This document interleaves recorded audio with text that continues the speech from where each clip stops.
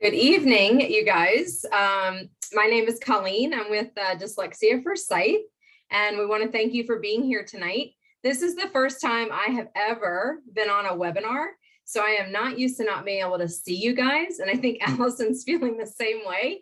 So forgive us for being a little bit out of our comfort zone, but I feel like I'm standing here practicing this speech with Allison right now. But I see that there are people on and lots more of you are joining right now. So we're really glad to have you. So we want to welcome you. Dyslexia Network of Forsyth and the Georgia branch of the International Dyslexia Association have partnered to bring you this outreach. Both organizations are nonprofits, providing resources and support to parents and educators of students with language difficulties like dyslexia. Dyslexia Forsyth is a really great resource if you live in or around the Forsyth County area. We have a lot of parents that are more than willing to talk to other parents to help you navigate the school systems. And of course, the International Dyslexia Association is the best source for all of the knowledge and facts around dyslexia. So if you're a parent, there are several of you asked questions that were new to the world of dyslexia. The International Dyslexia Association's website is a fantastic place to start. They have a lot of resources for parents, fact sheets created by professionals in the field on a lot of different topics around dyslexia. So I wanted to point you to both of those resources. We both host events throughout the year and a couple of upcoming events that I think would be of interest to many of you who ask questions. One is on October the 5th. The Georgia branch of the International Dyslexia Association is hosting What is Dyslexia? This is a fantastic one if you're newly diagnosed or even if your student is just a struggling reader at this point. So October 5th, and I'm not 100% sure. I think that one's virtual and you should be able to sign up the same way you signed up for this webinar. And then on October the 16th, they're hosting their annual fundraiser. It's called the Dyslexia Dash. It is a run. They're offering it in person at Perimeter Mall on Saturday, October the 16th, or virtually for a few weeks before, October 2nd to the 16th, you can participate in virtual events around that fundraiser. The money raised supports the Georgia branch of IDA and helps fund teacher training scholarship opportunities, which is fantastic. We need to train as many teachers as we can.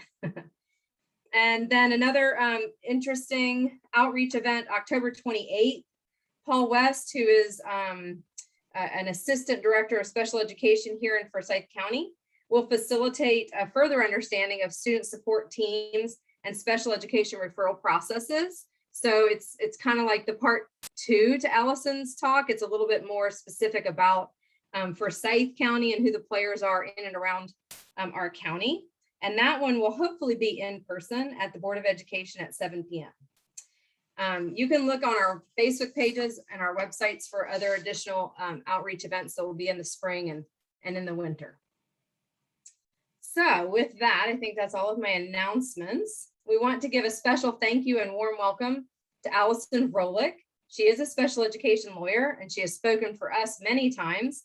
And we really appreciate her willingness to come help parents navigate the school systems in Georgia by improving their knowledge about their legal rights, which is something that all of us, I know as a parent, that was probably the hardest and most daunting thing, was to understand what did I have the legal right to ask for?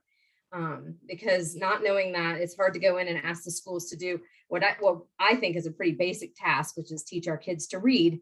But how do you actually go in and do it is a pretty daunting task sometimes. So I'm gonna open the floor to Allison, and thank you so much for coming. And I always learn something new when I hear you talk. So I give you the floor.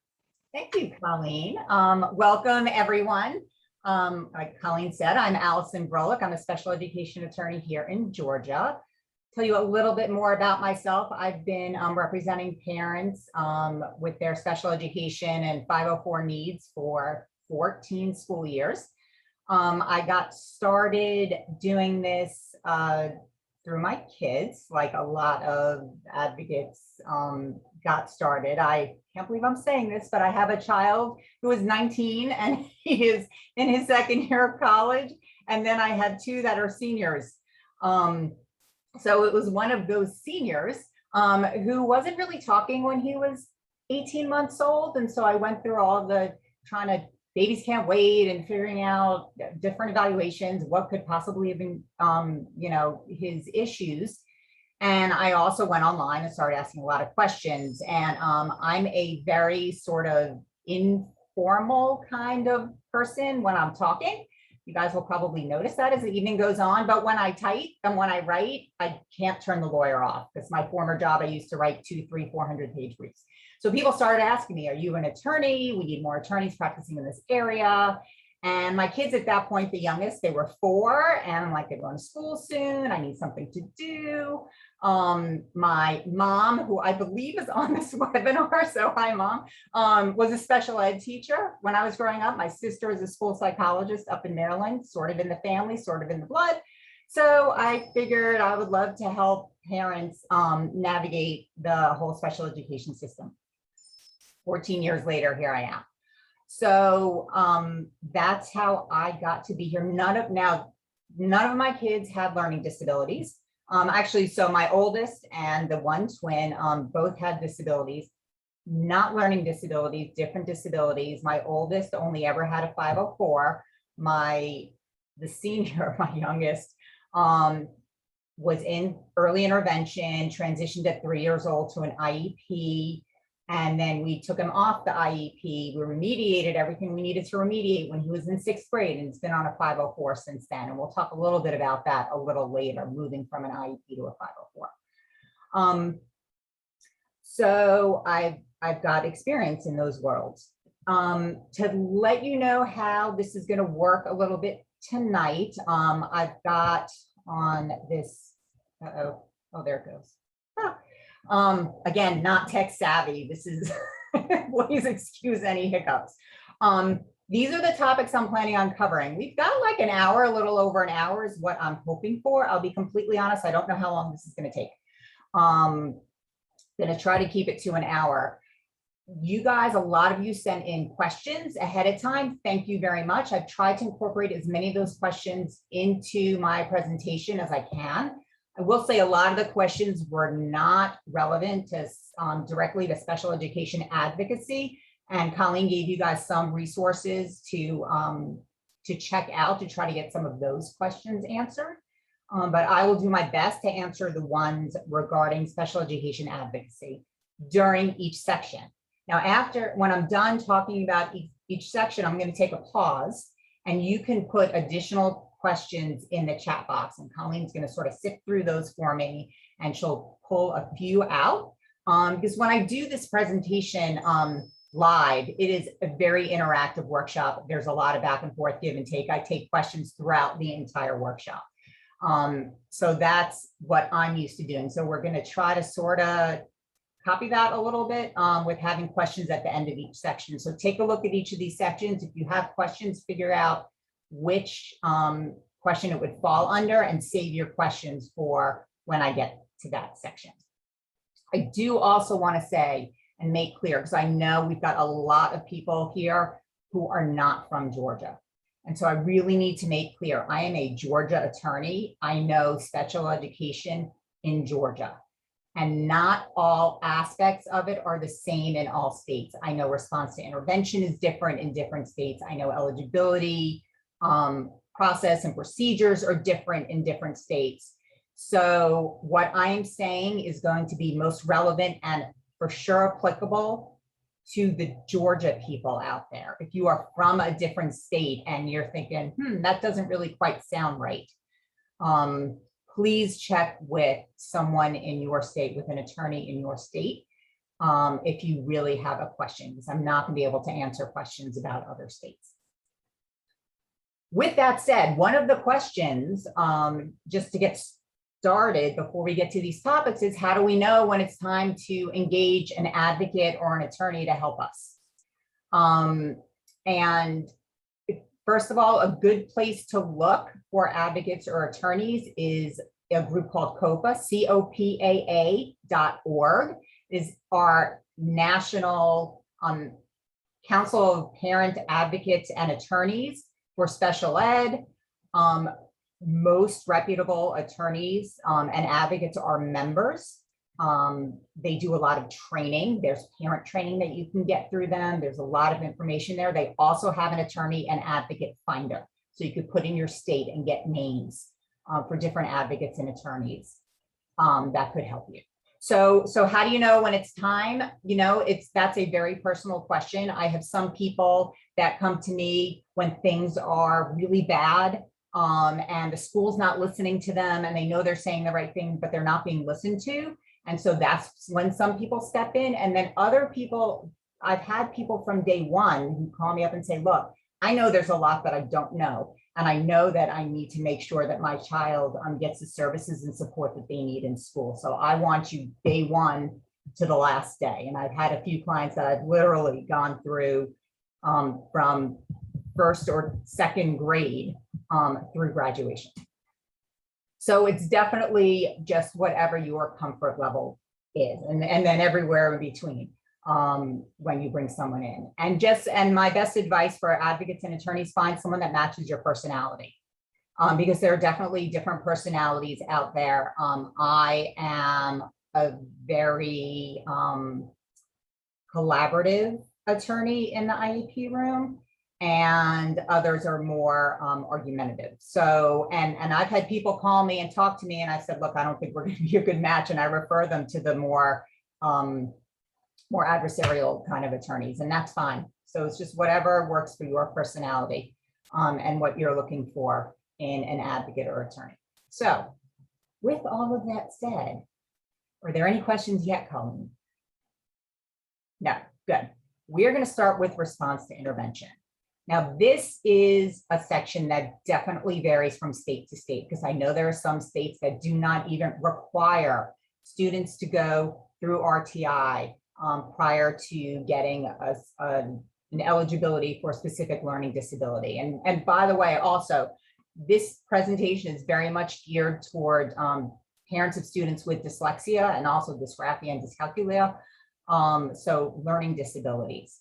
A lot of what I say you can import to other disabilities as well, but given the group I'm speaking for and to, definitely going to be very dyslexia focused. So that's why I speak on response to intervention here in Georgia prior to being found eligible under the specific learning disability category, which is where dyslexia falls, or where it directly falls. Students have to go through 12 weeks of response to intervention. And all that is, you'll hear about, you know, the pyramid or the tiers, tier 1, 2, 3, and then tier 4 is special education. Some states that do it only have tiers 1, 2, and 3. They don't have 4.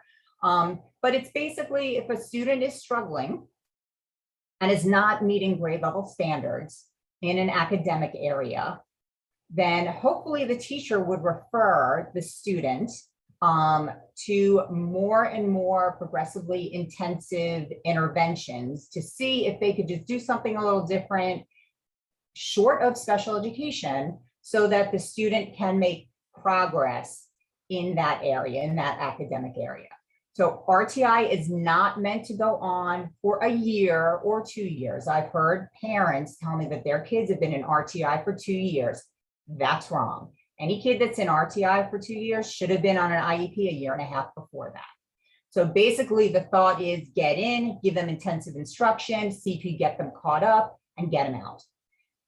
If you can't get them out and have them maintain where they progress to, they need to be referred for special education. So that's what response to intervention is. It's just this progression of more intensive research-based interventions that go beyond what is typically taught just in the classroom.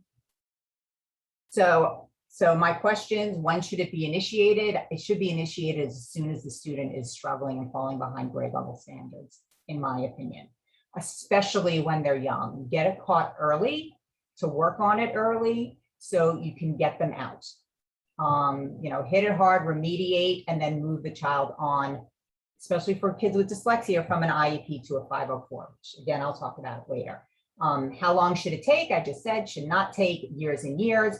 12 weeks is what's required here in Georgia. Other states might have other lengths of time that they're required to be in RTI, but here in Georgia, it's 12 weeks. Here's a big question. Is it required, is RTI required before a special education evaluation? So what happens a lot of the time is the child gets put into RTI and they're chugging along on the, the weeks, and they're chugging along on the weeks, and they're not making progress. They're just not making progress. So they wait for the full 12 weeks to go by, or potentially even longer. And then the school says, we think we need to make the referral to special education. So now we've gone through 3 months and they're now making the referral. And once the referral is made and consent to evaluate is signed, the school district has 60 days to complete their evaluation and hold an eligibility meeting. So now we're talking about 5 months from the beginning of when the child was put into RTI to when they have eligibility. And then in Georgia, at least, the schools can wait another 30 days to develop the IEP after eligibility is found. So we've wasted nearly a whole school year with this poor student that's struggling and not getting the interventions that they need. So is RTI required to be completed before special ed evaluation? The answer is no, and it should not be. So if your child is being put into RTI, you need to make a direct parent referral to special education that day. You need to force it, push it on them that they give you the consent to evaluate. So you can sign that so the evaluation can move forward concurrently with RTI. There's a whole nother issue whether regarding when that 60 days actually starts that I'm not going to get into right now. Debate whether you actually have to wait until that consent to evaluate is signed, because say you ask for it and the school waits 2 or 3 weeks. What happens then? Not going to discuss that now, but just understand that you need to push for that evaluation to be happening concurrently with the RTI. If the school district pushes back on you, I've got this OSEP letter. If you Google OSEP, RTI, and this date, January 11, 2011, the letter will come up. OSEP is the Office of Special Education Programs. I think it's programs in the Department of Education. This was their guidance. You need to print that out and give it to the school if they are not moving your child along to an evaluation. So is response to intervention required before consideration of special education eligibility? And in Georgia, that answer is yes. So you need to have that 12 weeks done in order to be considered eligible for a specific learning disability eligibility. Now, I'm going to be jumping ahead just with this one statement because I think I was planning on saying it with the next slide. But if your child has a disability, another disability in addition to the dyslexia or dysgraphia or dyscalculia, like ADHD, because what huge percentage of kids with dyslexia also have ADHD.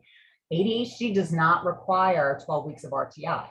ADHD falls under the other health impaired eligibility category. So if your child has ADHD and it's impacting them at school, you can ask for the, you can make the direct parent referral, not have to wait for 12 weeks of RTI, get the child be found eligible under OHI for the ADHD. And guess what?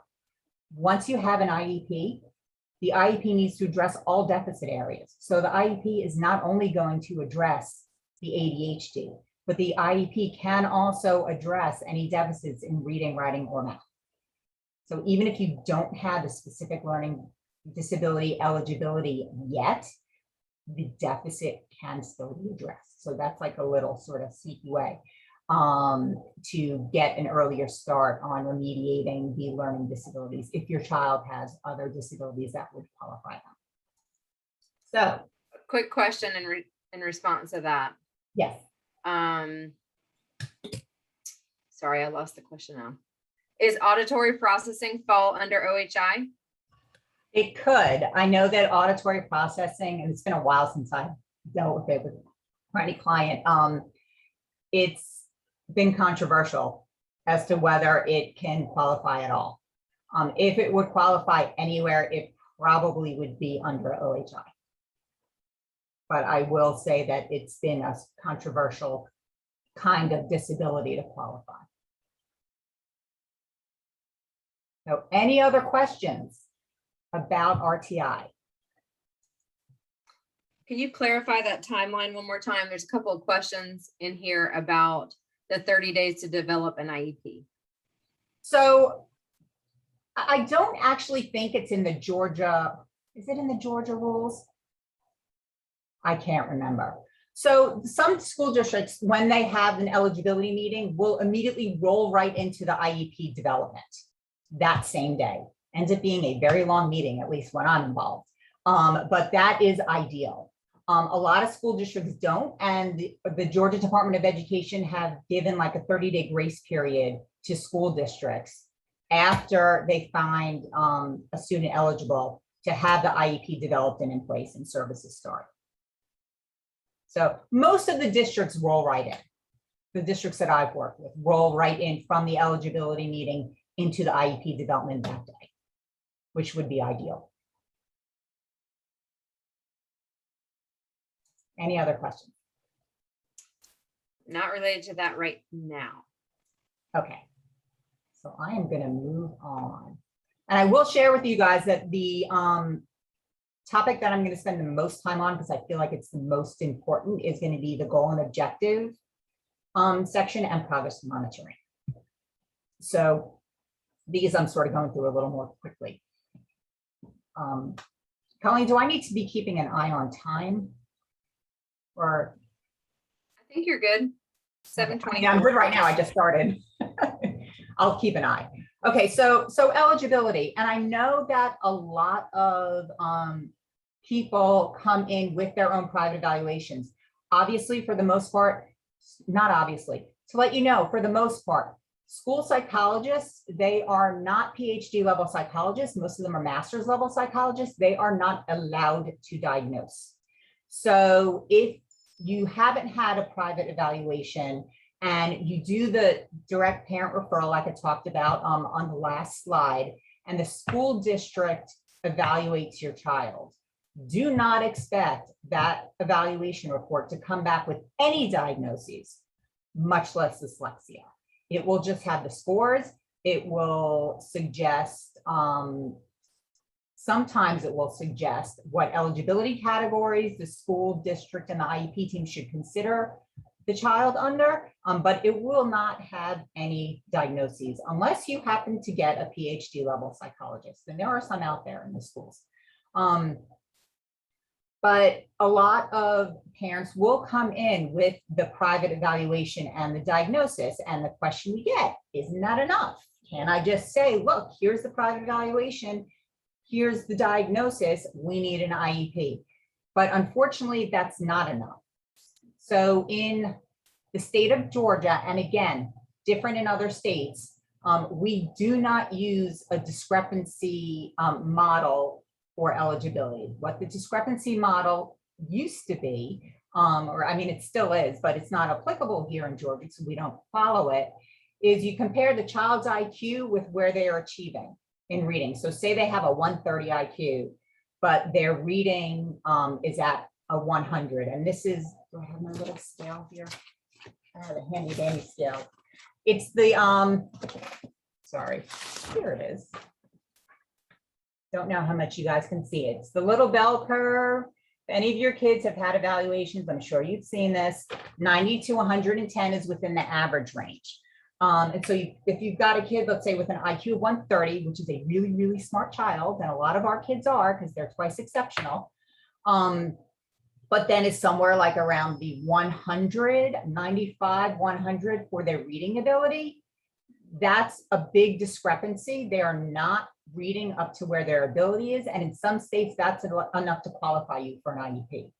Not so in Georgia. We do not use the discrepancy model. In Georgia, your child absolutely needs to be behind grade level standards. So not meeting grade level standards. So a student who gets a 95 on their reading is still within the average range, is still achieving grade level standards close enough that even with a dyslexia diagnosis, they are not going to qualify for an IEP under specific learning disability. So is my private diagnosis of dyslexia enough for eligibility? It is not. Does my student need to be behind in grade level to qualify? In Georgia, that answer is yes. So the private evaluation also, you give it to the school district and they only have to consider it. So they don't need to accept the findings. They don't need to accept the recommendations. They just have to consider it. And that means that they could reject it. So they could do their own testing. And when you make a referral to special education, the school district has to have an opportunity to test. You can't just say, look, I've got this 80-page report. Isn't that enough? And they are well within their rights to say, no, it's not. We want to do our own testing. You have to let them do their own testing and they could disagree with your private report. So just keep that in mind as well, that dyslexia diagnosis does not guarantee anything. So the eligibility category, this is what I was saying before that I sort of previewed. Dyslexia falls under specific learning disabilities. So does dysgraphia, which is the learning disability in written expression and handwriting, and dyscalculia, which is in math. And then this next question is the one that I talked about before. What are the eligibility categories that a student with dyslexia could qualify under for an IUP? And it can be any eligibility category if they have other qualifying deficit areas or disabilities or diagnoses. So don't only have to go. A lot of our students will also qualify under speech language disorder. They a lot of the time go hand in hand. ADHD is a very, very common one. At some point, if the dyslexia goes unremediated for a long enough time and the child develops anxiety, that could qualify them if that's impacting them in school. So there's a lot of different eligibility categories that the student could qualify under if they had other deficit areas or other disabilities. So this next question does not really come up as much for me anymore. It used to come up a ton, but I think school districts have gotten much better. They're not afraid of using the word dyslexia anymore. But the reason why they don't necessarily talk in terms of dyslexia is because it is not a special education term. The special education term is the specific learning disability. So they rather talk in those kinds of terms rather than just dyslexia. But I know that I would say a good 6, 7, 8 years, haven't come across school districts being as hesitant to use that word. I don't know what you all are hearing, whether your school districts have sort of evolved to accepting dyslexia as a term that you can talk about, but I'm not hearing as much of an issue as I did 10 or 12 years ago. So will my student with dyslexia always need an IEP? I hope not. So the point of special education is to get your child's disability remediated as to the greatest extent possible. And dyslexia, you're hoping it's remediated by the time they're sort of done with middle school. You know, there's all these studies that with the brain malleability and how successful interventions are, and they're most successful through the middle school years. So the goal, what I would always like to see is for students with dyslexia, dysgraphia, dyscalculia to be remediated as much as they can going into high school. Because your child is always going to have dyslexia. That's not going to go away. But what's going to go away eventually, if they are college bound, is the IEP and specialized instruction. What does not have to go away is accommodations. So your child will probably always need extra time for reading. Your child might always need, I'm going to call it books on tape because I'm old. I know that there are audiobooks now, I guess is what they call them, which even my non-dyslexic child, my one neurotypical of my 3, he never reads a book. He listens to all of them, all his school books. So I think that's just the thing now. And the teachers encourage it, which I find interesting. But anyway, so your student will still need accommodations for the dyslexia because it's not going to go away. Those accommodations can follow them to college. So high school is a great time to explore what accommodations your child needs to be most successful at the high school and then potentially college level. So that's why I say, you know, hopefully the IEP, if the IEP is only for dyslexia, now if there are other disabilities and other eligibility categories, they might continue on through high school. But for specialized instruction for dyslexia, hopefully that's done by 8th grade. And you've moved on to figuring out what accommodations your child could need. So, which actually also brings me to a question that was asked a couple of times, what are some accommodations that could be helpful to my child? And I just named a couple, the extended time and the audio books. There's just a world of possibilities for accommodations that it's impossible for me to even suggest what else your child might need. So I would really encourage you to ask other parents what's worked for them, to go online and look. And I'm gonna tell a little story, and bear with me with my stories about my kids. But my child who had an IEP and then moved to a 504, he did not have a learning disability. He's got ADHD, the inattentive type. I love him to death, but he is distracted by a piece of dust that floats by his head. He's one of those. When he was in 2nd grade, he was not comprehending any of what he was reading.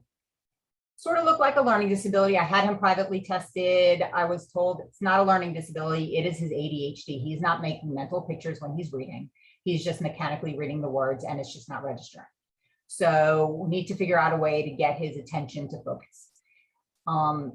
So I literally, for 2 months, every single IEP meeting that I went into for clients, I was asking OTs and speech language pathologists and teachers for different ideas, what I could do, and what kind of accommodation that I could give him so that he would learn to pay attention. And, darn it, I found one. I've got it here. Is a reading ruler. Sorry, y'all, I'm sitting on my desk. I wanted to show you a reading ruler, but I can't. I know I've got one somewhere. I can't find it right now. Which is basically, gosh, I wish I could find it, a color overlay. It's the size of a 6-inch ruler. It has a narrow color overlay band, and then about that thick of a solid band, and then a much wider color overlay band. And the different sizes were for different size, to use on different size text. And what that did is that, so he also chose his color. I got a rainbow pack, and he liked the yellows and oranges, and it drew his attention to what he was reading. And the solid part below the color overlay stopped his eyes from running ahead. So he really just had one line to focus on, and that was a game changer for him for reading. He used it for 2 years. He got into 4th grade. He said, "Mom, don't think I need it anymore." I said, "Okay, don't use it." And that was all. So I tell the whole big long story to say, ask everywhere. If your child's got an issue and you need ideas for accommodations, I would ask anyone and everyone for different ideas, because you never know when someone's going to have one that can work. So, questions on eligibility? This one has to do with accommodations. Do they continue as a legal right after college or in the workplace? So under the ADA, they have to accommodate. My knowledge base really ends with students. I don't really know the workplace kind of the accommodations, but I would guess that the answer is probably yes.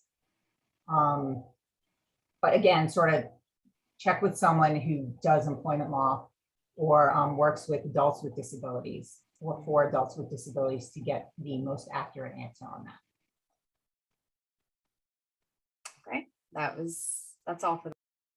Okay, someone's got their hand raised. So Nicole, if you could just put your question in the chat so Colleen can see it.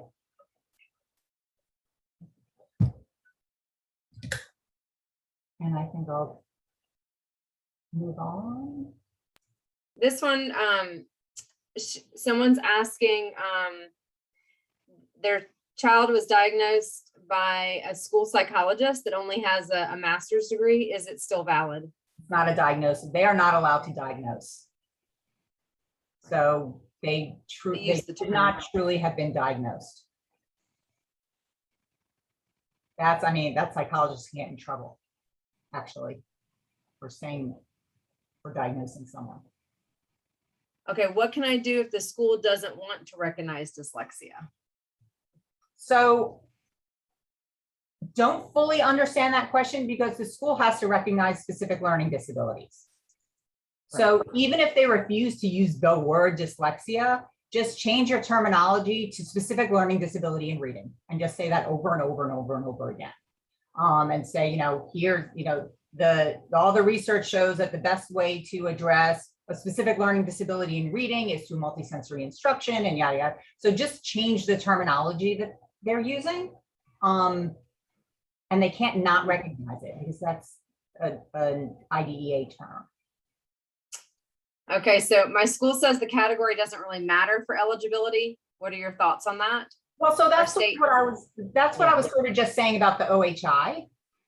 So you could have a student that's got ADHD and dyslexia, and they could surf through school for all 12 years just with an OHI eligibility. In fact, that's what my son did. Granted, he didn't have a specific learning disability, but he had a reading deficit in 2nd and 3rd grade, and he had a written expression deficit in 3rd, 4th, 5th, and 6th grade. And he only had an OHI eligibility and a speech language impairment eligibility. And he got reading help and he got written expression help. So the school is sort of right. It doesn't really matter. As long as they qualify, all deficit areas need to be addressed in the IEP, whether it would fall under that eligibility category or not. I hope that answers the question. Yeah, there's still some more chat about the school psychologist. So correct me if I'm wrong, Allison, but the testing that's done in the school, you can also take to a private psychologist and get feedback, oftentimes pay for a session for them to review the documentation and or maybe add some additional testing. Absolutely. To get some really good solid feedback for these parents who are looking for diagnosis, but they've got to keep in mind that the diagnosis doesn't mean they're going to get intervention. The Correct. Kids still may or may not need intervention in special education. Well, let's not say they might not need it. Okay. They probably Might not need qualify for it in the state of Georgia. Yeah. Move to one of those discrepancy states. No. I know. But yeah, I mean, Frustrating. So for example, my son, the one who had an IEP, initially just had it for speech language impairment when he was 3 and 4. And then he was up for his reevaluation when he was in kindergarten. The school district psychologist did the evaluation. And since I knew how to read between the lines in evaluations, I said to her, I said, he's probably got ADHD, right? She said, yeah, probably. And I took that report to his pediatrician, who then diagnosed him with ADHD. So absolutely, you can use a school district report in that manner, bringing it to someone else who can do a diagnosis.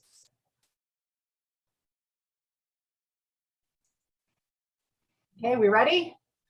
Mm-hmm. Services.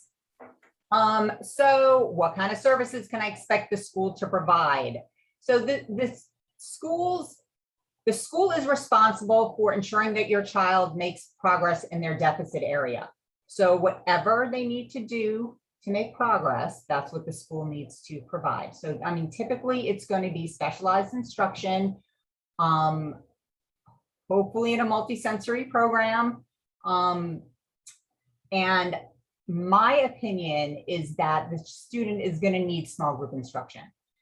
They're not going to be able to get the multisensory instruction, which is unless your school happened to have implemented multisensory instruction for all students in all settings, which wouldn't be a bad thing, but most have not, to teach them to read, then your student is most likely going to need to be put in a small group to receive this specialized instruction. So most of these multisensory programs, if you implement them with fidelity, they say to do it 60 to 90 minutes a day, which is typically not realistic in a school day. The 90 minutes part isn't, the 60 is, the 90 isn't. But you want to try to hit it hard and hit it for as much time as you can per week if the teacher is implementing the program with fidelity. Can you get Orton Gillingham? Can I demand Orton Gillingham? And I'm going to talk about that a little more when I talk about progress monitoring and goals and objectives. But the reality is that legally speaking, if the school district says first out the door with your first IEP, we don't do multisensory, we do this other program, and that's been successful, then you don't yet have a legal leg to say you have to be giving multisensory. So the school district sort of has to be given the opportunity to instruct your student in the methodology that they choose. Now, if your child does not make progress, then you've got a different story altogether. But initially, if the school district fights you on a multisensory program, it's going to be really hard for you to win that argument before the school has had an opportunity to provide any specialized instruction. So how does my private OG tutoring impact school services? When parents call me and talk with me about their private tutoring, here's how it impacts it. So this is rolling a little bit into progress monitoring again, but so the school district needs to ensure that your child is making progress on their goals and objectives. You're going to have reading goals and objectives. If your child is receiving private Orton Gillingham tutoring, I really surely hope that they are going to show progress in their school-based data, not data, progress monitoring, right?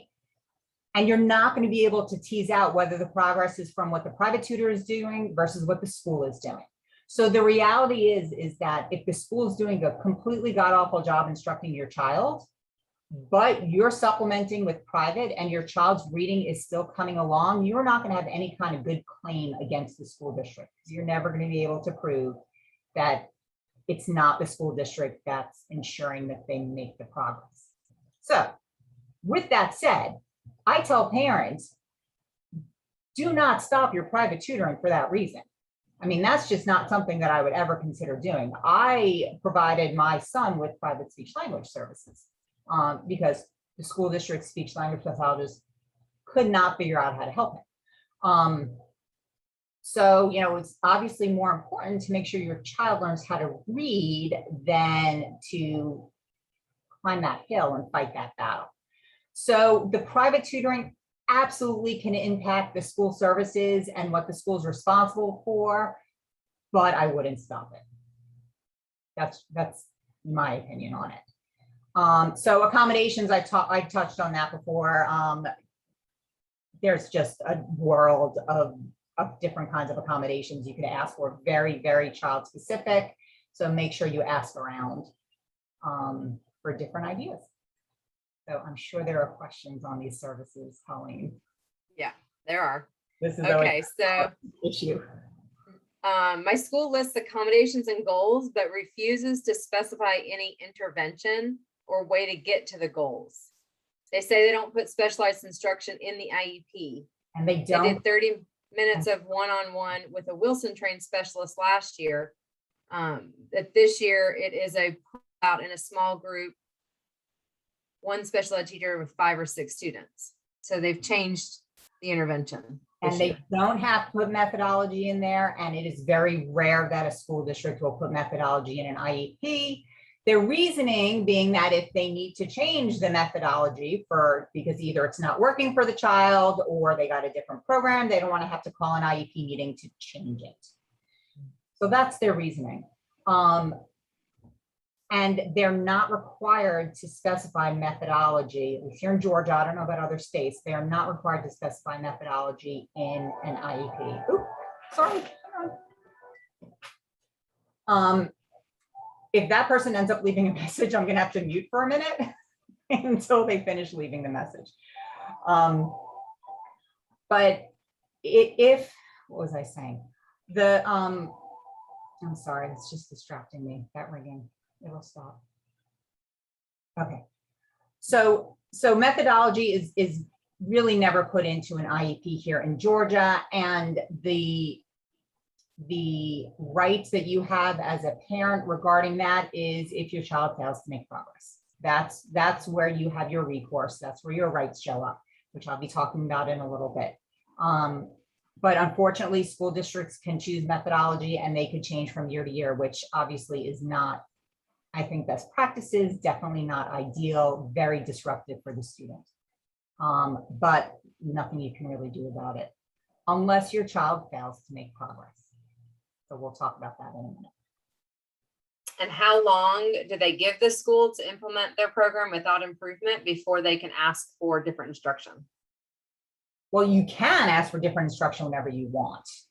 I think that it's reasonable to go a 9-week period. So usually people get progress reports every 9 weeks. So I would think if you go from one progress report to the next progress report and there is no progress, you need to be calling an IEP meeting. You need to be discussing what's being done with your child.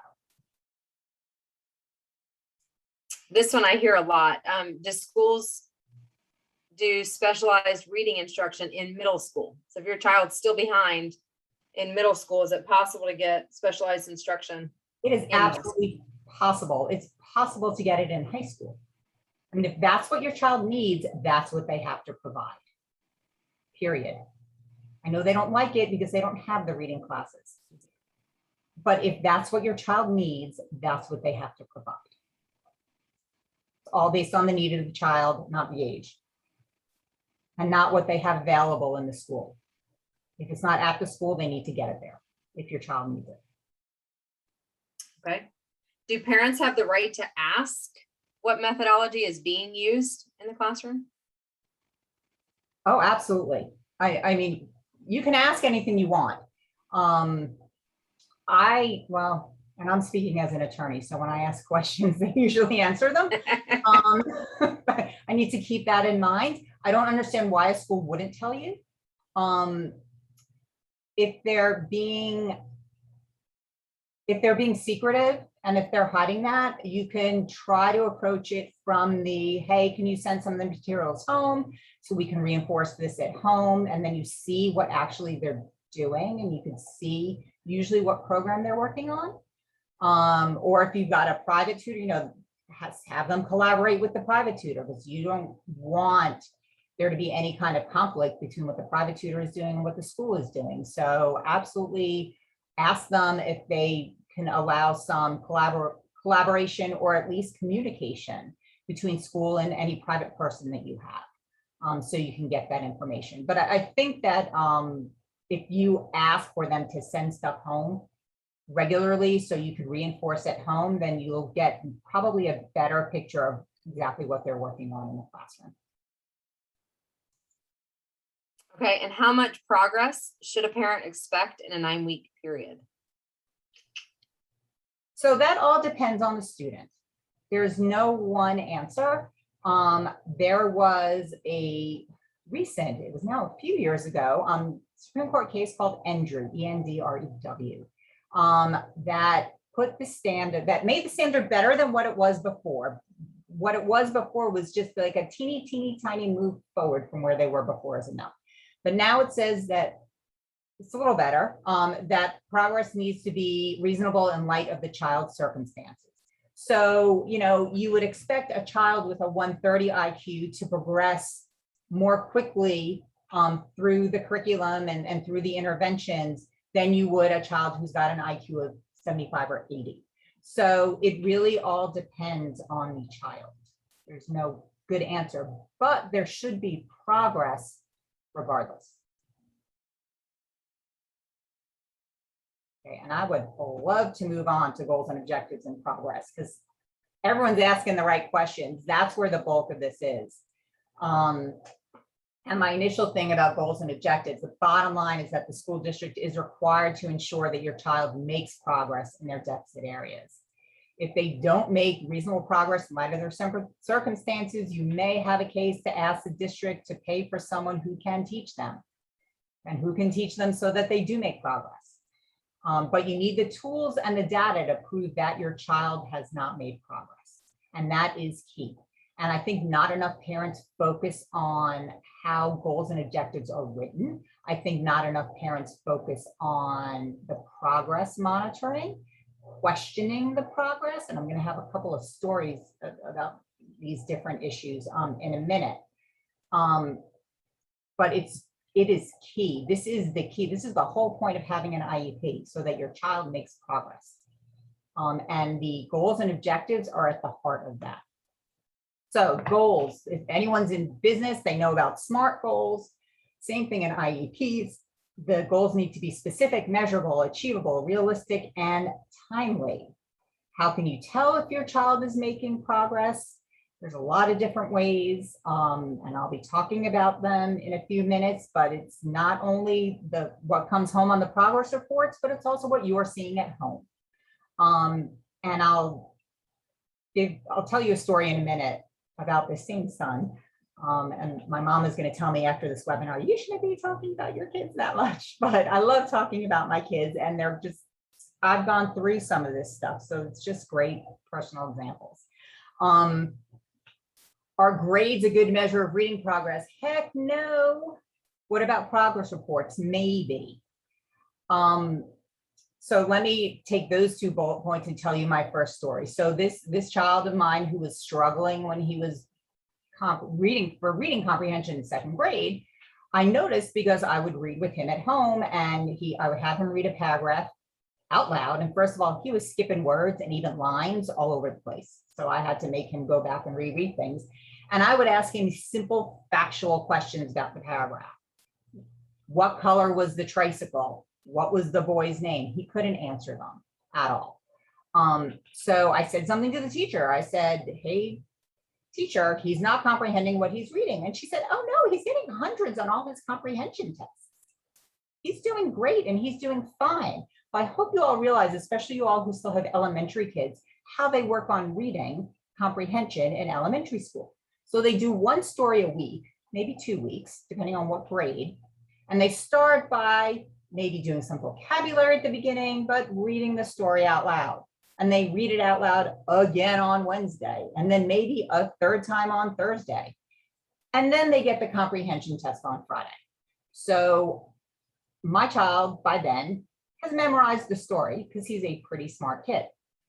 And so he was not being tested on his reading comprehension at all. He was being tested on his listening comprehension and his ability to remember.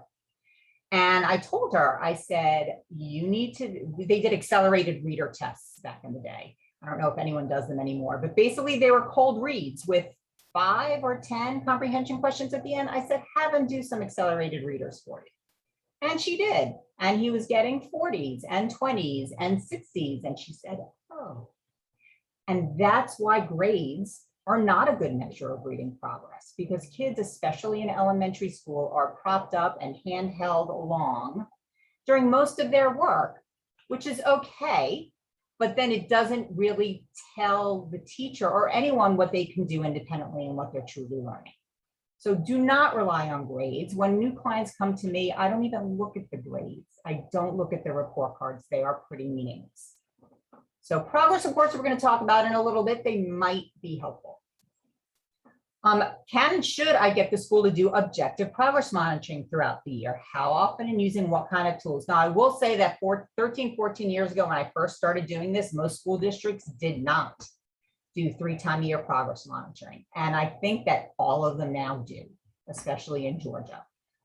So like iReady and I'm trying to think of what they do in Cobb County. I can't remember what they do in Forsyth County, but for the most part, most districts are doing objective progress monitorings throughout the year. So that is fantastic. If your school district is not, you need to get them to be doing objective progress monitoring. There are all kinds of different measures that can be used. Basically, it's a cold read with comprehension questions. Sometimes they do fluency also, but you need to be doing it, and typically it's 3 times a year. So ask your school to do it if they have not been doing it. So what happens if this is answering that question, the question that I just answered, what happens if my child is not making progress? You call an IEP meeting and you say, what are we going to do different? Because we are not wasting 9 more weeks on whatever is not working. You can call an IEP meeting at any time during the year. They have to schedule it. And you have a discussion about your child's progress or lack thereof. Okay, I'm not taking questions yet. So goal and objective, I'm told you there's a lot going on with goals and objectives, and I might need to put my glasses on to read this. So the first step in making sure you can progress monitor accurately for your child is to make sure you have well-written goals and objectives. And they have to be have that SMART, specific, measurable, attainable, relevant, time-bound. They have to be SMART goals. So when you read an objective, you should be able to tell exactly where your child's deficit is and where you want them to be in 1 year's time. Goals and objectives are written for a year.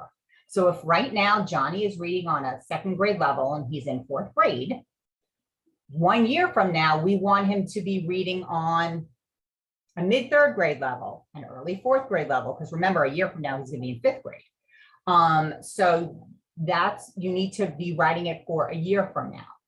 When you write it, you need to include whether you expect the objective to be performed independently or with prompts. And if you've got prompts, what kind of prompts? Because there's visual, there's gestural, there's verbal, there are prompts for attention, there are academic prompts. And the attentional versus academic prompts is a very, very big distinction, because if there's a child that has attention issues, I don't care if they get 20 prompts during data collection on an objective for attention. But what I don't want is 6 prompts for academic, because at that point, you're basically giving them the answer. So you really need to pay attention to what type of prompts and how many prompts you want to allow to be taken into consideration when progress is reported.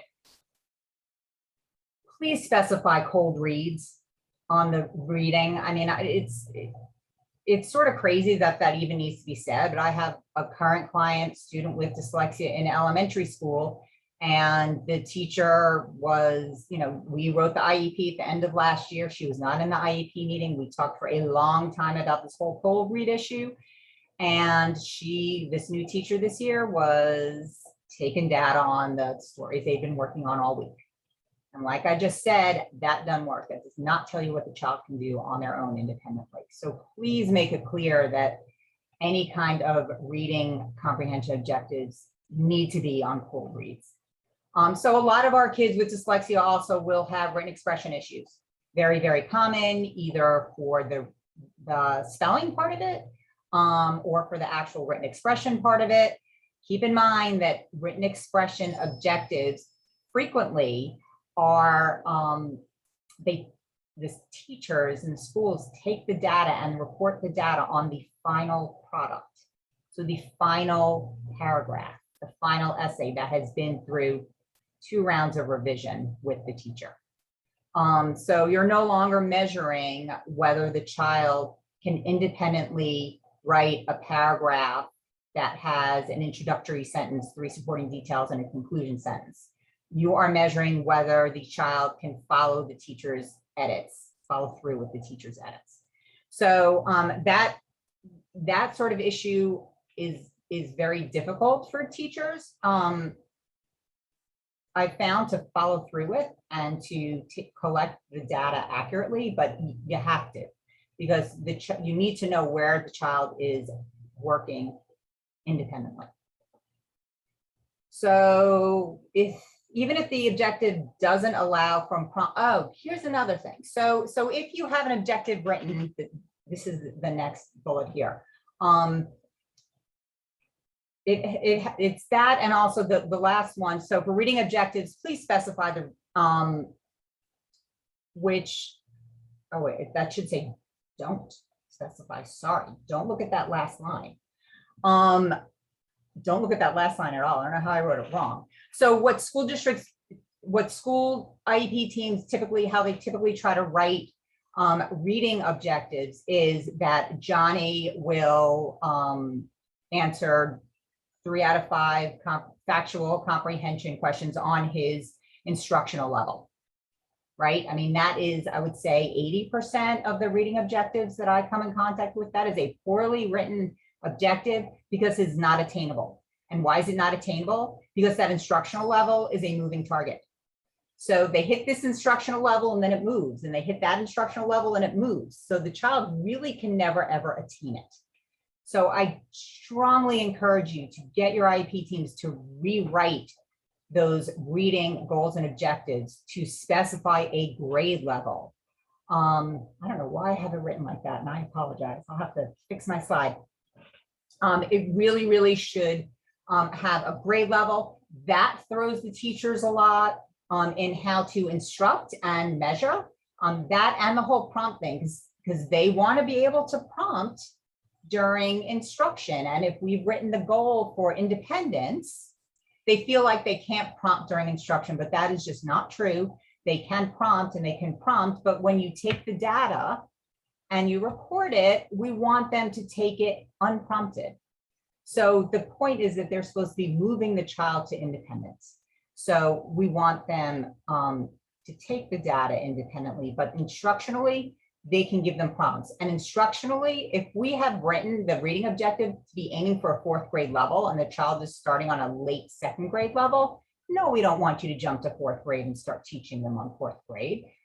Go to the next, early 3rd grade, instruct them on that. And on the progress report, you probe them on 4th grade, see how close they're getting to it, but you can also report on how they're doing on the 3rd grade. There's nothing that stops them from reporting both. And I think that's the best way to do it, to give you an idea of where your child is, but also to be accurately reporting progress based on how the goal is written. So that is goal and objective writing. I know it's a lot of information. Going the wrong way. I'm gonna stop now. And open it up for questions about goal and objective writing. Any? Colleen, oh, you're looking. Not specific to that. There's other questions in here about some other stuff. Okay. So, and that's fine because this rolls right into the progress monitoring. And so now that you've got very, very specific goals and objectives written, you need to find out at least every 9 weeks. Usually it's every 9 weeks. I think that's a good amount of time, how your child is doing on those goals and objectives. And for the love of God, if your progress reports just say P for progressing, you have got to get that changed. You have to get written into the IEP that the progress report should include a percentage toward their mastery of the goal and objective, and a narrative on how the child is progressing. There are still so many districts that just do the P or improving as expected, right? And it tells you, or it gives you a percentage range, for goodness sake. It tells you nothing. You need to know exactly where your child is. You are part of this IEP team. You have every right to know exactly what the school district knows with regard to your child's progress. So let's say you get the progress report, it has a percentage, it has a narrative. I also recommend that you request the raw data to be sent home with each progress report. So whatever the raw data is that supports the reported progress, get that sent home and get these things written into the IEP. You can get them written into the IEP that these things, that this will happen, that your progress report is going to have the percentage and the narrative, and you're going to have the raw data sent home. So you get that at home and look at it and decide whether you agree with it or not. I mean, probe your own child at home, see if they're actually reading how they should be reading, what their fluency is. Keep in mind that a child's going to perform differently at home than they are at school, but they shouldn't be so incredibly far off. I had a client years ago who had an orthopedic impairment, so he couldn't write, so he had a scribe. Also was blind. No, sorry. The orthopedic impairment, I can't remember what else it was. He definitely had had a lower IQ. And we had a reading comprehension objective. And it was basically, when given a passage on the 3rd grade level, he will answer factual questions. Oh, by the way, with your goals and objectives for reading, Comprehension, please separate factual questions from inferential questions every single time. Two different skill sets. So this child, let's just say, was reading on a 3rd grade level, answering factual questions. And he was doing wickedly well, like really, really well. And the mom said to me, I'm just not seeing this at all at home. I'm just not. So we went to a meeting and talking with the teacher in the IEP meeting, sweet as she can be. And she showed me the paper, and she had circled the answers because, again, he had an orthopedic impairment. He couldn't circle the answers. But I asked her, I said, how do you present this to him? And she said, oh, well, I read the passage to him, and then we go over the questions. And normally when we're in person, I say, I read the passage to him and I pause and I see if anyone makes a face or anything. Can't do that here. But basically, she was now taking data on a listening comprehension objective, not a reading comprehension objective. So that was not malicious, not overly intentional. She thought she was helping him, but she was doing it wrong. And he wasn't reading on a 3rd grade level. He wasn't even close. So make sure you really question what you're seeing in the progress report. If you don't understand something in the progress report, if you don't agree with it, realize you can call a parent-teacher conference. Everything doesn't need to be done through an IEP meeting.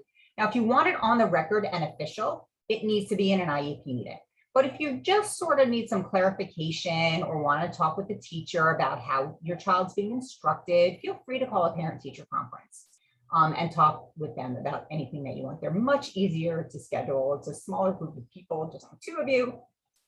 And a lot of the times you can get your questions answered there, or you get things straightened out in parent-teacher conferences. So don't rule that out if you are having an issue. So, and like I said before, ensure that the school is conducting periodic objective testing measures. So now the reason why these goals and objectives being well written and the progress monitoring being done well, why is that so incredibly important? Because here is where you get your information about whether your child is learning to read or whether your child is learning to write. And if they're not, this is your evidence, so to speak, evidence that you have that you can present to the IEP team or some other body to show that the school is falling down on their job and educating your child. This is where it needs to come from the data, from the progress reporting on that data. So, you know, if they started off not doing Orton-Gillingham and you give them 9 weeks, or say you give them 18 weeks and your child has not made progress in their reading, well, God, call an IEP meeting and say, you all have to. It is time. What you're doing is not working. Dyslexia, multisensory instruction, you need to do it. And that's when you can really start putting your foot down if your child is not making progress. But the only way you can show that they're making progress is if you get the information and you get the data and it's accurate. Okay, that's why I just harp on this. And I know it's like after 8 o'clock already. But I'm going to open up questions about goals and objectives and progress monitoring and progress reporting. We just have one small section left after this, and it can be very quick, but this is really important. Okay, so the first question is, if you can't get the school to write the goals properly, what can you do? Because they're saying it's ultimately their call. No, it's not. It is not ultimately their call. You are a parent. You are a full and participating member of that IEP team. In my eyes, you're the most important member of that IEP team. So absolutely not. It is not their call. So, you know, whenever the schools don't do something that the parents are asking them to do, you have dispute resolution avenues. For something like this here in Georgia, the less intensive avenues like the state complaint, not a good way to try to say, you know, I don't like how they wrote their goal. They need to write it differently. The state, you're not going to get that out of the state complaint. So unfortunately, due process, which is a lawsuit, not really almost seems like hitting an ant over the head with, the biggest hammer you can find. But I mean, what I would suggest is bring in an advocate with you or attorney, but definitely I would probably in an instance like that, start with an advocate who's well-respected and well-known, particularly well-respected in the district, because it's very funny the way that advocates and attorneys can be saying the same exact thing that parents said in the meeting and get different results. Unfortunately, that's the case. I wish it wasn't, but it is. So I would probably start there first if you feel like your voice is not being heard, but that is absolutely incorrect that it's their call. Absolutely incorrect. It ticks me off to hear that. I'm sorry. Okay. Do you have a resource or a book that you can refer to for goals and objectives? So really funny, when I started doing special education advocacy, I bought one and it's not great. I mean, I'm looking at, I still have it. It's called the Goal Mine, and I'm not recommending it at all, but it has a bazillion goals and objectives in it.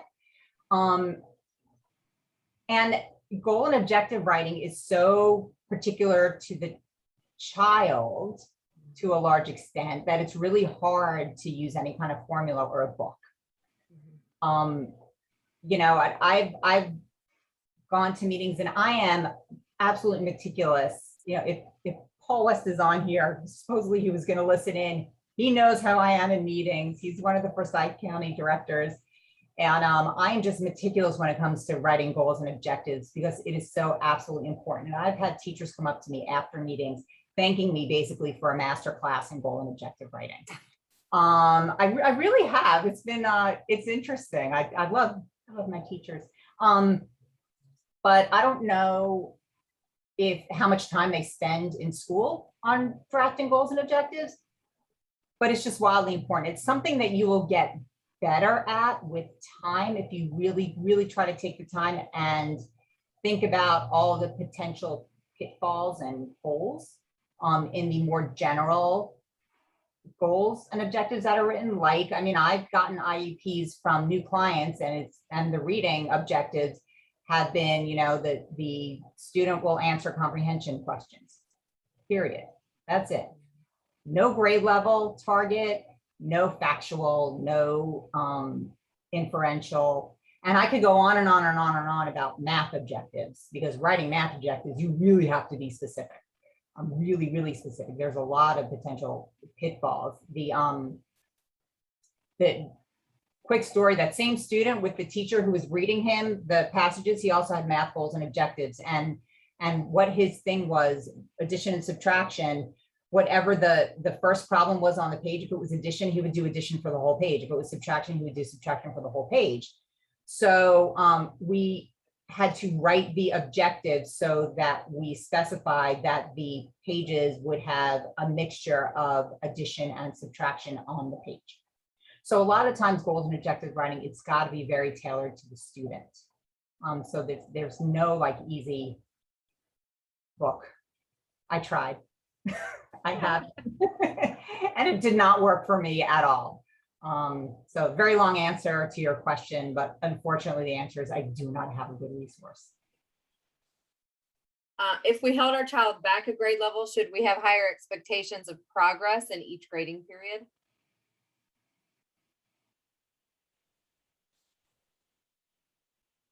I wouldn't think so. I mean, the IEP is still going to be written. The IEP is still going to be written for the child to make progress from where they are to some other spot. So just because you hold them back a year doesn't mean that their rate of progress is going to increase. In fact, it shouldn't. I mean, their rate of progress, if they're instructed appropriately, should remain pretty consistent no matter what actual grade they're in. So I would think not. Okay. How can you get a school to care about a child's fluency or rate or words per minute? I don't know how to answer that. Okay. I mean, really, I mean, the way you get them to care is by, making sure there's a goal and objective, having the data to show that they're not progressing, and then threatening them with something. I mean, that's really how you get them to care. Unfortunately, that's Right. Because fluency is part of the foundational skills of reading. yeah. Yeah. I mean, they should be working on fluency, Mm-hmm. coding and comprehension and writing. What if they refuse to have a parent-teacher conference? Can they refuse that? I don't know. I mean, there's no law that says they have to Right. have one, but I would contact the principal if you had a teacher that was refusing to have a parent-teacher conference. Yeah. That's, I mean, sure. Yeah, that's just not something that I've heard happening. It's possible, of course, to happen, but I would contact the principal. Okay, and this one is about if their child has made no progress and the school says they're unable to do more, what recourse do we have? You In have that some in states. writing? What?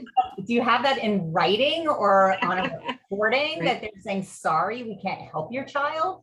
Because that's a pretty slam dunk case for a private placement in my book. Right. So they should maybe call you, huh? I'll call And have a someone. conversation. Absolutely. And that's, I mean, I've got that on the next page, dispute resolution. That's that second question. Okay. What happens if my child continues to fail to make progress? The school fails to follow the IEP, services or accommodations. So you've got a state complaint process. Every state has it. They're more robust in some states, less robust in others. What I found in Georgia is that the state complaint process is really only good for black and white violations of the law or black and white violations of the IEP. If there's anything that's subjective, they are going to side with the school. That's been my experience. I actually filed one state complaint a handful of years ago. It was on parent participation. And I'm trying to make a long story short. Basically, the parent had a bunch of concerns and the school said, we have to listen to you, list the concerns, but we don't have to address them. So thanks, but we're just not even going to talk about them. And they refused to talk about them. So I filed a state complaint. And our rules, our Georgia rules, there's like 2 regarding parent participation. And basically says the parent needs to be notified of the time and place of an IEP meeting and they need to be given an opportunity to attend. And despite the fact that there's case law that expands parental rights, parental participation way beyond that, and I included that in the complaint, their first decision denied the complaint.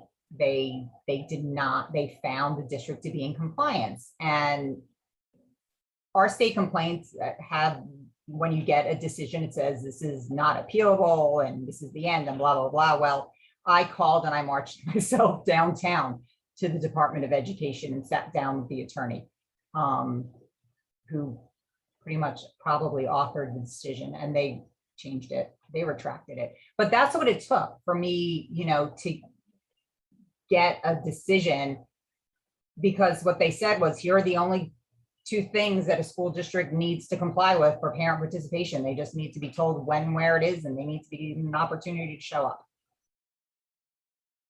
So when I say black and white violation, I literally mean black and white violation. So that's the complaint process. You can always go to mediation, either through the complaint process or even as a standalone process. So I actually like doing that quite a bit. You could also go to mediation through the due process procedure, but I think that mediation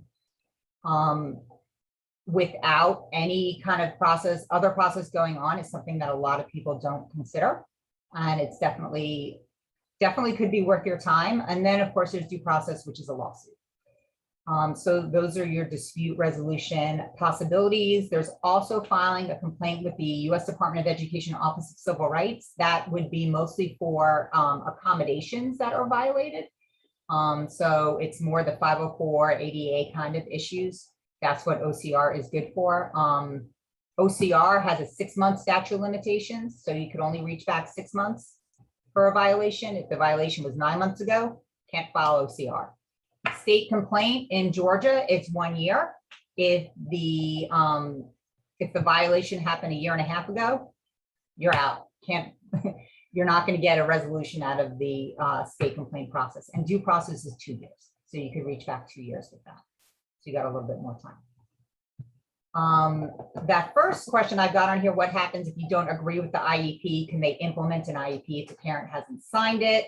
This very well might be different in other states. I know for Georgia, they absolutely can. There is no requirement that a parent sign off on an IEP. Consent is not required. Consent is required for initial, for an evaluation and for initial placement into special education. After that, they do not need your consent anymore, except for periodic evaluations. So if you don't agree with an IEP, your recourse is to follow one of the dispute resolution procedures that I just talked about. So that is it on dispute resolution. Are there questions about that or anything else? Colleen, I really don't know how much time we have. It's 8:23. Great. And I don't know. So one question here says, if they're planning, if they want to pursue a non-public education, would you recommend that they inform their school in advance of the IEP meeting? So that depends on. They want to pursue it at the school system's expense. Okay, that was my first question. So you have to. So you have to give the school district 10 days notice that you are going to be pulling your child from public school and privately placing them and seeking reimbursement, or you need to inform them in an IEP meeting. So you don't have to do the 10 days if you're about to have an IEP meeting and you're going to tell them in the IEP meeting. The reason for the 10 days notice is to give the school district an opportunity to fix the problem. So usually they will call an IEP meeting if you give the 10-day notice and try to make it right and try to figure out, what they need to do to make your child, have you leave your child in public school. So either a 10 days notice or you say in an IEP meeting. And by the way, if you don't record your IEP meetings, please record them. Please record them. Just tell them that you have a hard time taking notes at the same time as an IEP meeting, because minutes are not always accurate and they're not always great. And so a recording would be the highest and best evidence of what was said and agreed to in an IEP meeting. So, little side tip. Okay, some of these are going back earlier in your presentation. What if your child has a 504 now and the school says Georgia law does not allow an IEP because he has to fail before he can qualify? Well, that was what I talked about earlier, that your child needs to be behind grade level standards in order to qualify for an IEP here in Georgia. So if your child is meeting grade level standards, then they're sort of right. I mean, I hate when they say that they have to fail. You don't actually have to fail, but your child has to be not meeting grade level standards in order to qualify for an IEP. Okay, what if you don't agree with the goals, but you're okay with the accommodations? So you're giving partial consent. I think you already answered this. They can they? Yeah, that's not a consent issue, but Right. yeah. So I mean, dispute resolution is your option if there's ever any part of the IEP that you don't agree with. Okay. Okay. Does the school have to offer read aloud for assessments? I think they mean like for testing, not for progress monitoring. They don't have to. I mean, it all depends on the needs of the child. Right. The It child all has to show depends on need. the need of the child. And I mean, typically in Georgia, they're not going to offer read aloud unless the student is a complete non-reader. Right.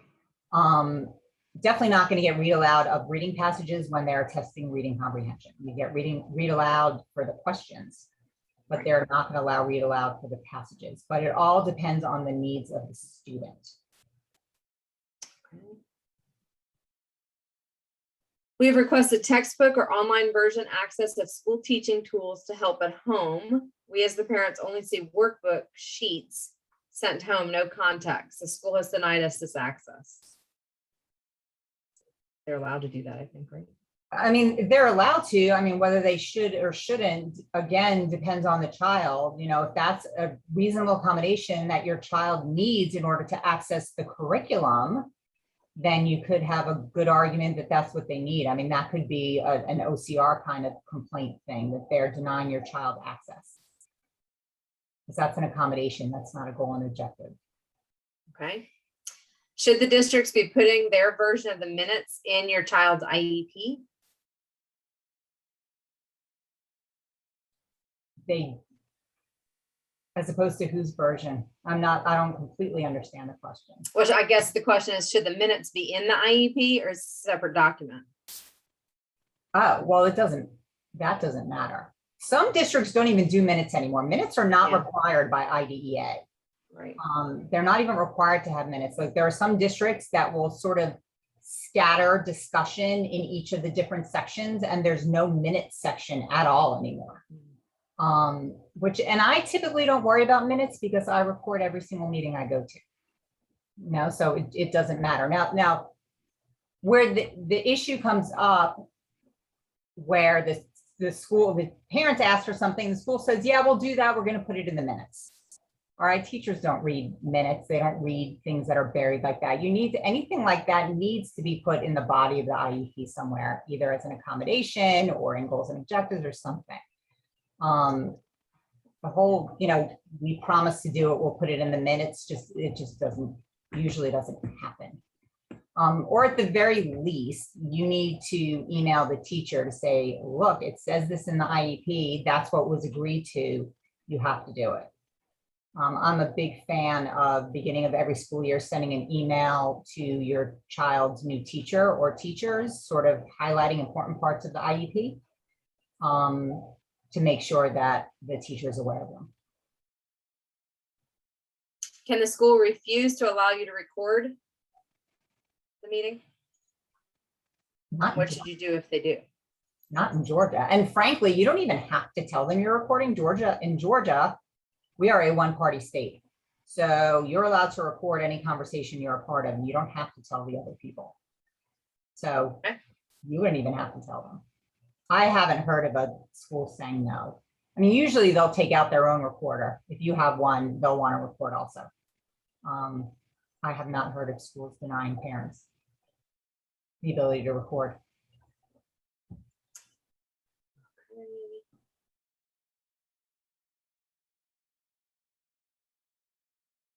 I'm not sure I understand this question. What about school testing more than grade level Georgia standards? This seems to be a problem or issue. I don't understand that. I don't either. I'm trying to thumb through the rest of these.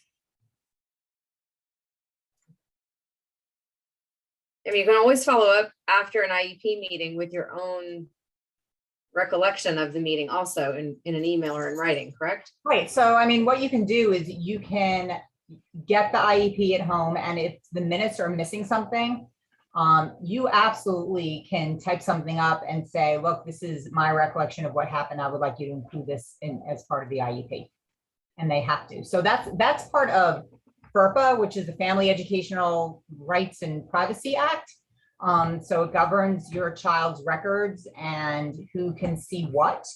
And there's a whole process to go through for you to seek to correct your child's records. And frankly, it's a big pain and a whole big process that at the end, the school district can still say, no, I'm not going to fix it.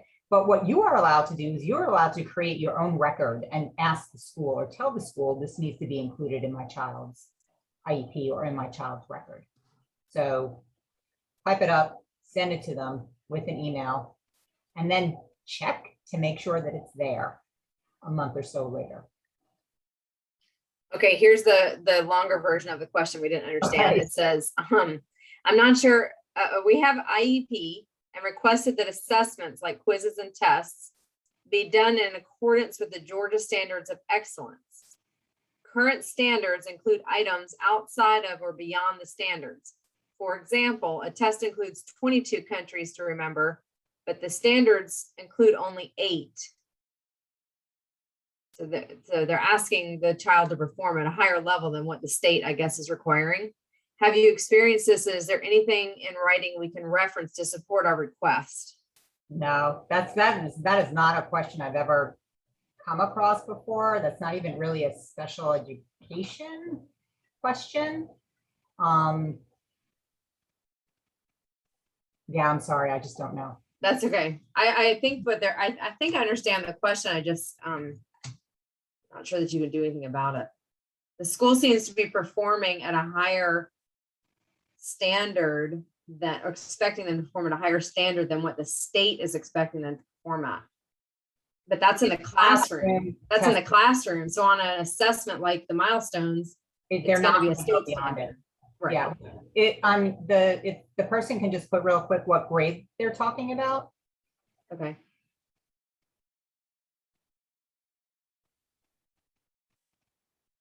I would hope it's something before high school.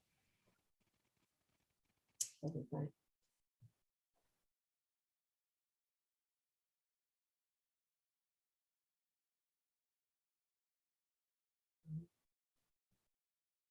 Sixth grade.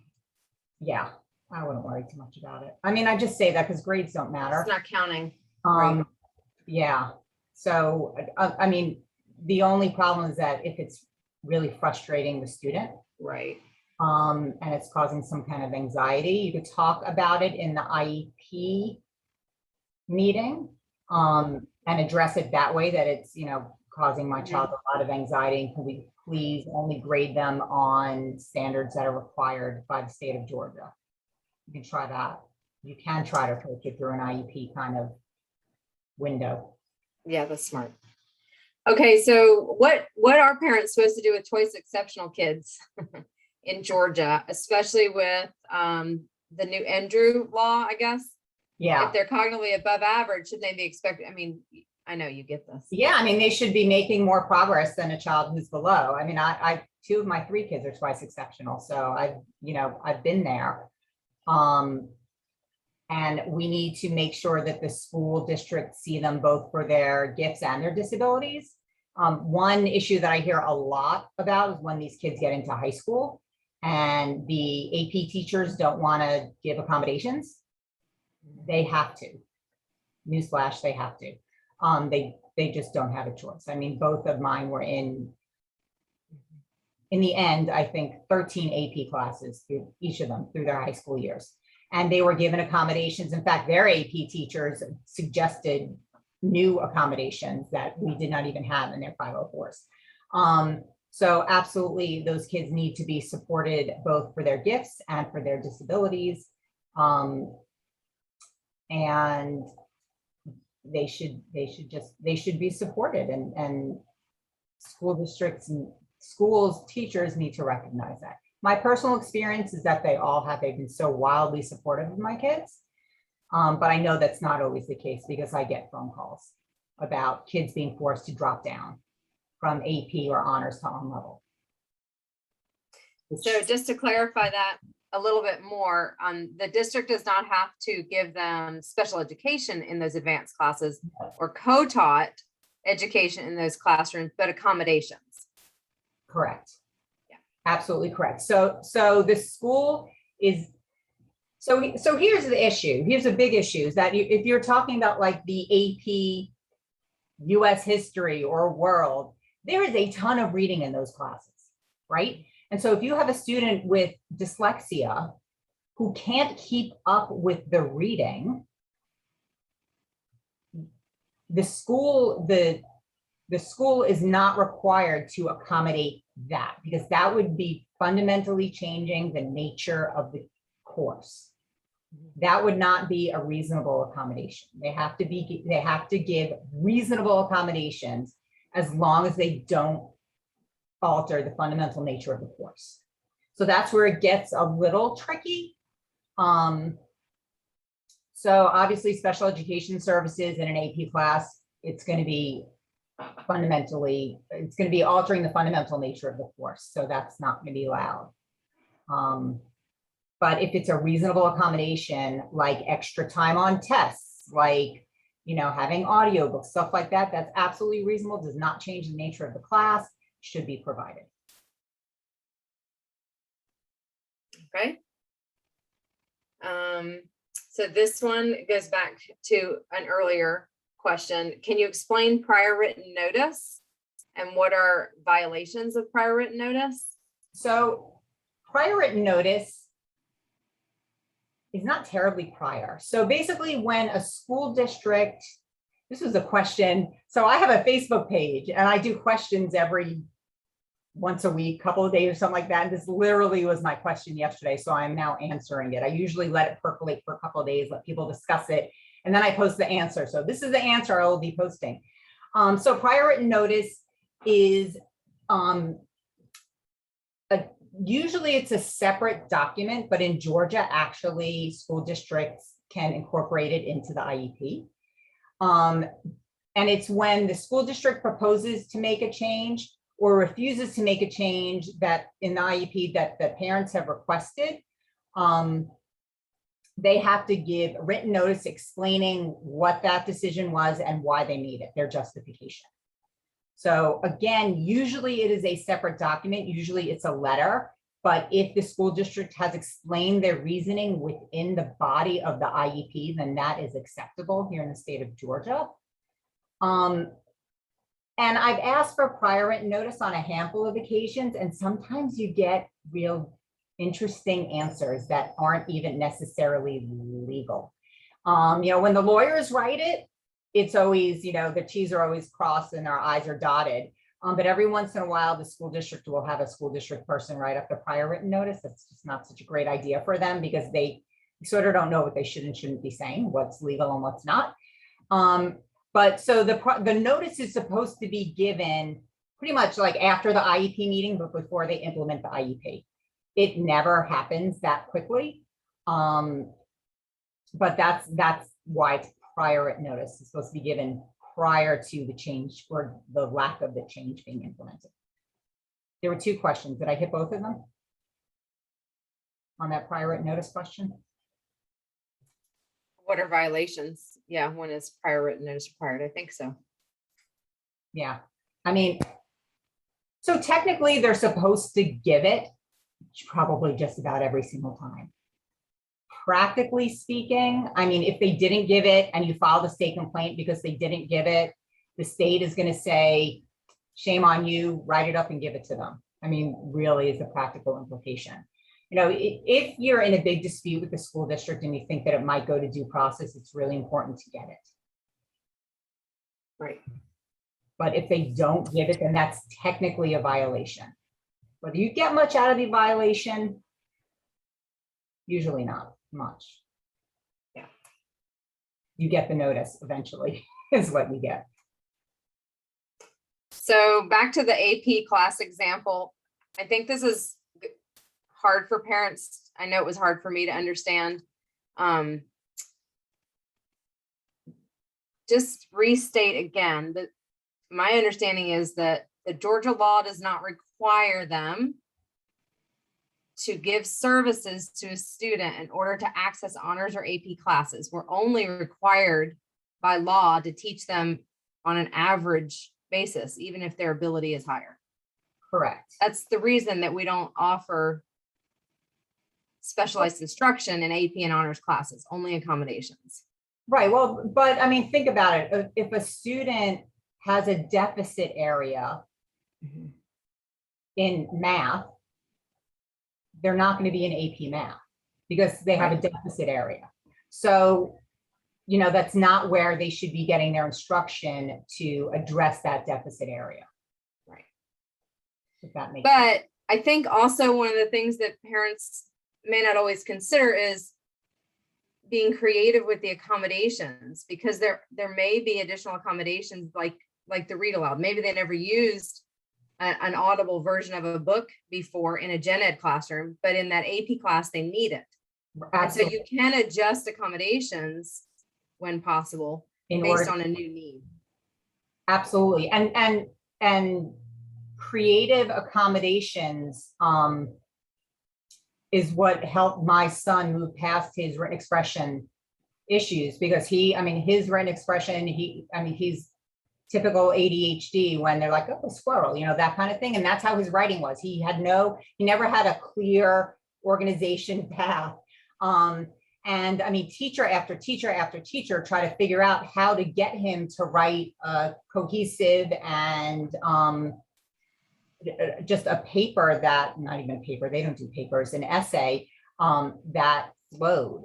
And I had him in pull out for written expression, but he was too high functioning for that. And they didn't know what to do with him. Put him in co-taught for that. The co-taught class was too distracting to him, so he didn't learn anything in there. And it literally was a tag teacher, that's the Talented and Gifted program here in Fulton County, who figured it out when he was in 5th grade. And he needed, and this is a very creative kind of accommodation, he needed 5 minutes or less to talk it out to the teacher. So she wasn't even helping him. He would just come up and he would say out loud what his thoughts were and how he was thinking of mapping it. And then he'd say, okay. And he went back to his seat and would start writing. So all the graphic organizers in the world did not work for him. And that's the typical accommodation for kids who have a hard time mapping out what they're going to write. Never worked for him. Talking out loud, powwowing with his teacher for 5 minutes worked. And he had that accommodation from 5th grade through 8th grade. And then 8th grade, he said going into 9th grade, he's like, I don't need it anymore. And we got rid of it. But that, I mean, that was an accommodation that I think I had never seen before for any client. Right. But that's what worked for him. So yeah, absolutely, you can get creative, and you should. One thing that has come up a couple of times, and I also struggled with, was understanding why ELA assessments can't be read aloud to a dyslexic student. The reading portion? Right. Because then that is no longer a reading assessment. Right. That becomes a listening comprehension assessment. Right.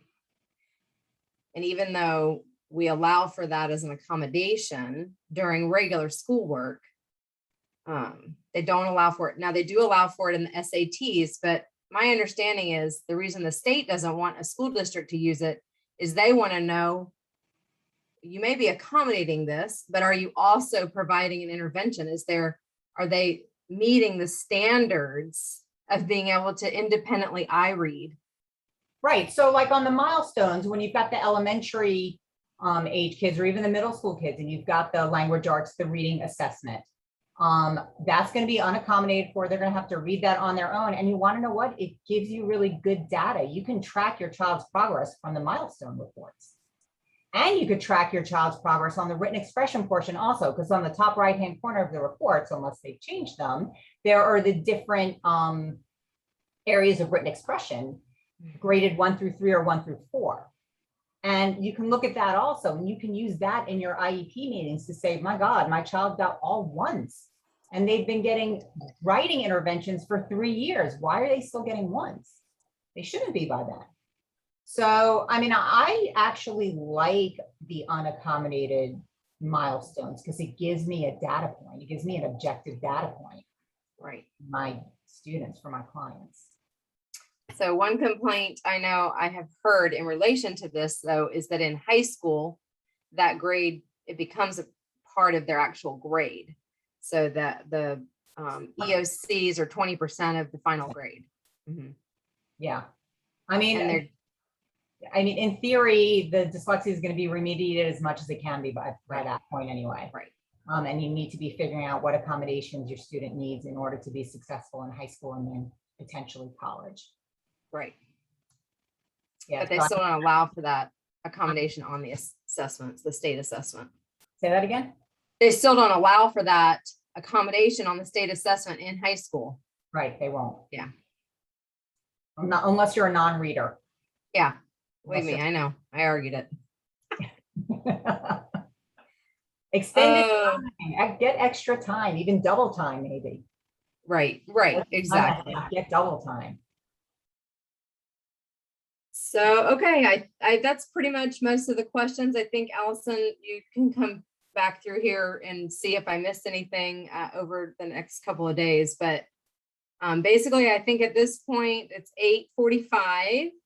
And if any questions that you really, really need answered were not answered, feel free to reach out to us directly on email, and we'll forward those to Allison, or you can reach her on her Facebook page or on her website.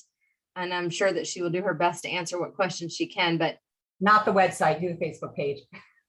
Oh, Facebook page. But look here, she has her email up on the screen, so you guys can call her, email her, whatever you want. Right. And join the Facebook page. It's fun. It is fun. So I think that's all. And everyone's saying thank you, thank you, thank you, Allison. You're very welcome. I hope it wasn't too much information overload. I think it was a good job, and we appreciate you being here, and I love seeing you in person. And if any of you guys have an opportunity in the future to see Allison in person, definitely it's worth it every time she speaks. This is the first workshop I've done since COVID. Oh, wow. Yay. I mean, I used to do a lot of them, but this is, yeah. You did a good job. Everyone is really happy and saying thank you. So we appreciate it. We hope to see you guys at future events, and have a great night. Okay, bye everyone. Thank you.